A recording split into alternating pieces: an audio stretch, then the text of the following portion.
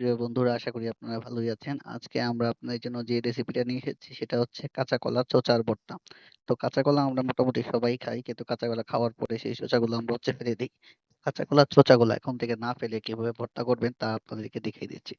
১ম এ নিবেন হচ্ছে আলু, পেঁয়াজ এবং মরিচ। এই ৩ টাকে আপনারা আগে নিবেন। নেওয়ার পরে কাঁচা আলুটিকে এভাবে উম মেশ করে নিবেন। মেশ করে নেওয়ার পরে পরিমাণ মতো পেঁয়াজ, তারপর আদা এবং মরিচ কেটে নিবেন। তো আমি এখানে আগেই কাঁচা কলাগুলোকে বেটে ভর্তা করে রেখেছিলাম। তো এগুলাকে আগে বেটে রাখতে হবে। রাখার পরে আমি আলু এবং কাঁচা কলাটা একত্রে মিক্স করছি। তো এগুলা মেশানোর পরে এর মধ্যে কাঁচামরিচ এবং পেঁয়াজ, আদা কুচিগুলা যেগুলো ছিল সেগুলো এগুলোর মধ্যে দিয়ে দিচ্ছি। দিয়ে দেওয়ার পরে এটাকে হাতে এবং সাথে আরো দিবেন হলুদ, মরিচ এবং অল্প একটু ধনিয়ার গুঁড়ো এটার সাথে যোগ করতে পারেন। তো এগুলা দেওয়ার পরে পরিমাণ মতো লবণটা আপনারা দিবেন। দেওয়ার পরে খুব ভালো করে হাত দিয়ে ম্যাশ করে নিবেন।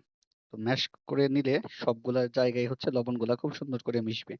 পুরো গরম তেলে একের পর এক এই কাঁচা কলার বড়াগুলা ছেড়ে দিবেন। তো কাঁচা কলা আমাদের শরীরের জন্য অনেক ভালো উপকারী এবং আয়রন যুক্ত একটি সবজি। যেহেতু কাঁচা কলার যে ছোচা আছে সেই ছোচার বড়াগুলাও খেতে অনেক সুস্বাদু হয়। তো এভাবে আপনারা আপনাদের খাবারে ট্রাই করতে পারেন। ধন্যবাদ আমাদের ভিডিওটি দেখার জন্য।